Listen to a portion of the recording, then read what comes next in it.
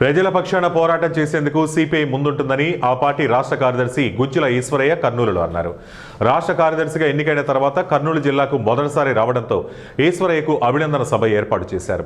అనంతరం ఏర్పాటు చేసిన మీడియా సమావేశంలో ఆయన మాట్లాడుతూ ఉప ముఖ్యమంత్రి పవన్ కళ్యాణ్ 2 లక్షల పుస్తకాలు చదివారని చెప్పడం హాస్యాస్పదంగా ఉందని ఎద్దేవా చేశారు. ఎన్నికలకు ముందు ఇచ్చిన హామీలను కూటమి ప్రభుత్వం అమలు చేయాలని, లేని పక్షంలో పోరాటం చేస్తామని ఈ సందర్భంగా ఆయన హెచ్చరించారు. ఆడంతా వెంకటేశ్వర స్వామికి ఎప్పుడో ఏడ దెబ్బ తగిలిందంట. ఆ దెబ్బ తగిలిన తర్వాత రక్తం కింద పడిందంట. ఆ రక్తం కాస్త రక్తచందనమై మలిసిందంట. అవి శేషాచలం అడవుల్లాగా రూపొందాయంట.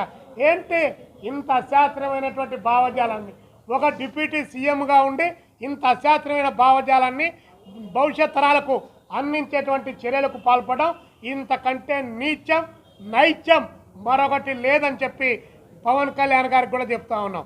పవన్ ఇలాంటి మాటలు చెప్పుకుంటా ఆ ప్రభుత్వం పైన మీరు, మీ పైన వాళ్ళు చేసుకొని ప్రజా సమస్యలను గాలికి వదిలేసే పద్ధతిలో ప్రయత్నం చేస్తున్నారు. నిన్న చంద్రబాబు నాయుడు గారు జాతికి 3,50,000 ఇల్లు అంకితం అని చెప్పి ఆయన ప్రకటించాడు. వెంటనే జగన్మోహన్ రెడ్డి గారు ఈ ఇళ్ళని మేం కట్టేటి అయితే నువ్వేంది కట్టిందని చెప్పి ఆయన పైకి లేచాడు.